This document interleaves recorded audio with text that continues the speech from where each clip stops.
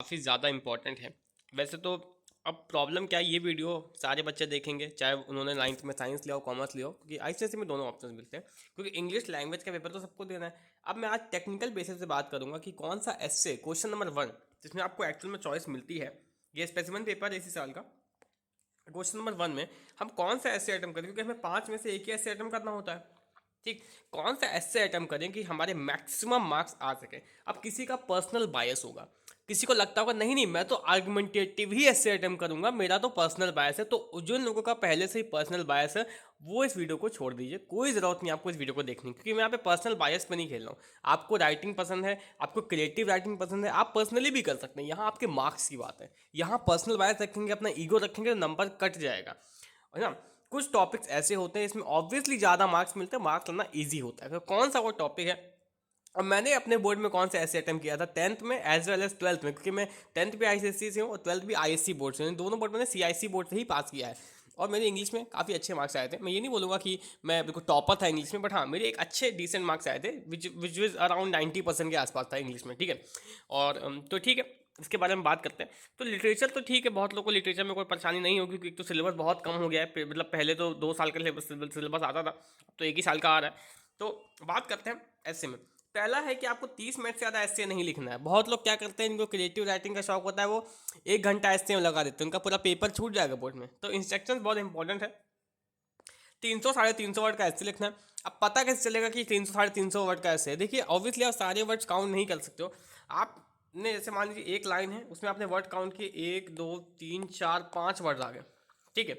एक लाइन में आपने 5 वर्ड मतलब काउंट किए, उसके बाद आपको कोई भी रैंडमली लाइन सेलेक्ट करनी है पूरे पेज में से। मान लीजिए कोई कोई भी लाइन हो, 8वीं लाइन हो, उसमें आपके थे 1 2 3 4 वर्ड्स थे, ठीक है। फिर आप अगले पेज में जाओगे, ऐसी बात ऐसा बस 3 4 बार आपको करना है। कोई रैंडमली लाइन सेलेक्ट करिए, उसमें देखिए 1 2 3 4 5 6 वर्ड आ गए, ठीक है। अब इन सब वर्ड्स का 3 4 आपने लाइन सेलेक्ट कर दी, सारे वर्ड्स को ऐड कर दीजिए। कितने वर्ड्स थे, एक में 5 थे, एक में 4 थे, एक में 6 थे। इन तीनों का एवरेज ले लीजिए, और जैसे आप एक एवरेज लेंगे तो इन दोनों का एवरेज जो भी आ जाएगा, बेसिकली अगर हम यहाँ देखें तो 5 एवरेज आ रहा है, ठीक है। 5 एवरेज आ रहा है, तो यानी एक लाइन पे 5 एवरेज वर्ड्स हैं, और जितनी नंबर ऑफ लाइन्स है उसको काउंट कर लीजिए। मान लीजिए आपने कितनी लाइन्स लिखी होंगी, मुश्किल से मान लेते हैं आपने लिखा होगा, चलिए 60 लाइन्स लिख लिया आपने, 60, तो 60 को 5 के एवरेज से डिवाइड कर दिए, तो अप्रोक्सीमेटली आपके 300 वर्ड होंगे, ठीक है। तो ऐसे आप देखेंगे, और जो एग्जामिनर होता है वो ऐसे ही अनुमान लगा सकता है, एक एक लाइन के वर्ड नहीं काउंट करेगा। इसमें तो आपका 5 10 मिनट तो ऐसे ही वेस्ट हो जाएगा। तो ये आपको ट्रिक अपनानी है कि आपको कोई भी 3 से 4 रैंडमली लाइन सेलेक्ट करनी है, उसके नंबर ऑफ वर्ड्स काउंट करने हैं, उन सब वर्ड्स का एवरेज लेना है, फिर जितनी नंबर ऑफ लाइन उसे मल्टीप्लाई करते हैं, तो अप्रॉक्स आपको रिजल्ट मिल जाएगा, ठीक है। और ये आपको 4 5 लाइन का ही एवरेज लेना है एक्चुअली, कितने वर्ड्स हैं। ऐसे आप वर्ड्स काउंट करेंगे। 350 से ऊपर मत लिखिएगा। देखो 10 12 वर्ड चल जाता है, बट ऐसा नहीं कि आप 600 700 वर्ड्स का लिख दें तो वहाँ पे एक्सेप्टेबल होगा, नहीं, नंबर कटेगा, पेनल्टी होगी, ठीक है, पेनलाइज होगा, ठीक। तो अब बात करते हैं कौन सा ऐसे हम अटेम्प्ट करें। हमारे पास काफ़ी सारी चॉइसेस हैं यहाँ पे। पहला है कि ओरिजिनल शॉर्ट स्टोरी। यहाँ पे ओरिजिनल वर्ड बहुत इंपॉर्टेंट है, बहुत लोग कॉपी कर देते हैं। और हाँ, शॉर्ट वर्ड बहुत इंपॉर्टेंट है कि भाई स्टोरी लिखनी है, बट एक तो ओरिजिनल होनी चाहिए, दूसरा शॉर्ट स्टोरी लिखनी है। इसका मतलब बहुत बड़ी स्टोरीज नहीं, मल्टीपल कैरेक्टर्स आपको नहीं लाने, बट 3 से 4 कैरेक्टर हो, एक अच्छी सी थीम हो। हालांकि थीम यहाँ पे कभी कभार दे दी जाती है, कभी कभार आपसे थीम नहीं दी जाती, कैरेक्टर्स दे दी जाती है। इसमें क्या है, एक वुमेन है, इसका स्ट्रेंज नेबर है, एंड पुलिस ऑफिसर। देखिए इन्होंने 3 कैरेक्टर स्पेसिफाई कर दिया है। इसका क्या मतलब, इसका ये मतलब है अब आपको आगे कोई कैरेक्टर जोड़ने की आवश्यकता नहीं है। हो सकता है कोई सपोर्टिंग कैरेक्टर आपको जोड़ना हो तो आप जोड़ सकते हैं, बट यहाँ पे देखिए साफ साफ मेंशन है मेन कैरेक्टर्स, यानी मेन कैरेक्टर्स तो ऑलरेडी उन्होंने स्पेसिफाई कर दिया। अब आप अलग से अगर कोई भी कैरेक्टर जोड़ते हैं तो उसकी पेनल्टी होती है एक्चुअली, है ना। आप अपनी स्टोरी को बेकार में लंबा कर लें, तो ऐसा प्लीज़ मत करिएगा। कोई ऐसी करने की आपको आवश्यकता नहीं कि एक्स्ट्रा कैरेक्टर आप जोड़े फर्जी में और फिर उससे आपके मार्क्स कटेंगे। मेन कैरेक्टर हैं, सपोर्टिंग कैरेक्टर्स ऐड कर सकते हैं, और ये स्टेट नेबर है एंड अ पुलिस ऑफिसर। तो इसमें आपको ज़रूरी नहीं कि आप बहुत इंटेंस और क्राइम थ्रिलर बना दें, यहाँ पे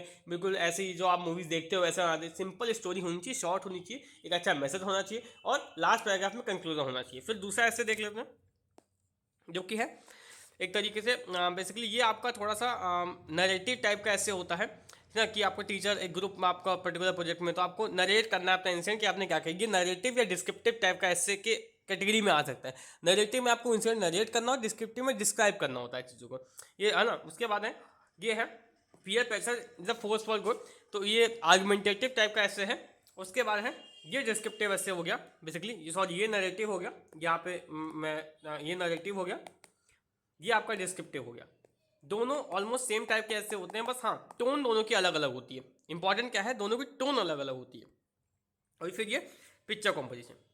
अब पिक्चर कॉम्पोजिशन में काफ़ी आज़ादी आपको मिलती है। यहाँ पे देखिए, अगर आप ध्यान से देखें तो इस पिक्चर को देख के आपको जो भी समझ आ रहा होगा तो वो आप लिख सकते हैं। बट प्रॉब्लम यहाँ पे बताता हूँ मैं क्या है कि यहाँ पे देखिए क्या लिखा हुआ है कि या तो सब्जेक्ट पे लिखो, या तो मतलब एक को सजेशन लो, और क्लियर कनेक्शन होना चाहिए। यही इंपॉर्टेंट, इसी पे नंबर होते हैं कि कोई क्लियर कनेक्शन बैठना चाहिए। पूरी जो आप कहानी लिख रहे हैं उसका जो सार है, उसका जो कंक्लूजन है, उसका जो मतलब एक तरीके से समरी है, वो इस पिक्चर से रिलेटेड होना चाहिए। और यही प्रॉब्लम आती है। अब सवाल आता है, हमने सारे ऐसे समझ लिए, 5 में से हमें एक ही ऐसे अटैम्प्ट करना है, कौन से ऐसे हमें अटैम्प्ट करना चाहिए, हमारा कोई पर्सनल बायस नहीं है, हमें सिर्फ नंबर चाहिए। ठीक है, देखिए इन शॉर्ट अगर मैं एस की कुछ कमियां बताऊं जो जो ऐसे अटैम्प्ट कर, पिक्चर कॉम्पोजिशन तो सबसे लीस्ट ऑफ प्रायोरिटी होनी चाहिए अटैम्प्ट करना। पिक्चर कॉम्पोजिशन कभी अटैम्प्ट नहीं करना चाहिए मेरे हिसाब से। उसका रीज़न मैं बताऊंगा, क्योंकि ये जो क्लियर कनेक्शन के चक्कर में आप कभी क्लियर कनेक्शन मेक ही नहीं कर पाते हो, और आपको पिक्चर कॉम्पोजिशन में हमेशा कम मार्क्स मिलते हैं। आपको बोलेगा नहीं मेरे तो 20 में से 12 या 13 मार्क्स आए थे प्री बोर्ड में या कंपैरेटिव या जो भी आपका रेगुलर एग्जाम्स होते हैं। देखिए ठीक है, 20 में से 12 कोई अच्छा नहीं है। ऐसे में 15 से नीचे जो मार्क्स होते हैं ऐसे में वो जनरली उतने अच्छे नहीं माने जाते हैं। हो सकता है आपको और अच्छे करते हो, आपको ज़्यादा मार्क्स आते हैं। तो पिक्चर कॉम्पोजिशन में जो डिसएडवांटेज रहता है कि पिक्चर से क्लियर कनेक्शन बच्चे मेक नहीं कर पाते।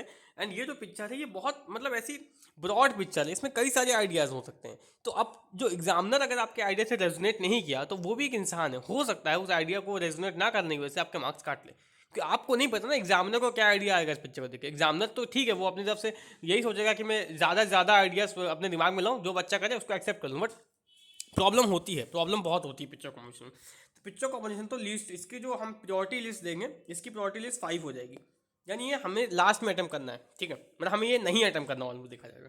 उसके बाद फोर्थ प्रियोरिटी हम किसको देंगे वो आपका आर्गुमेंटेटिव, इसको आप फोर्थ प्रियोरिटी देंगे।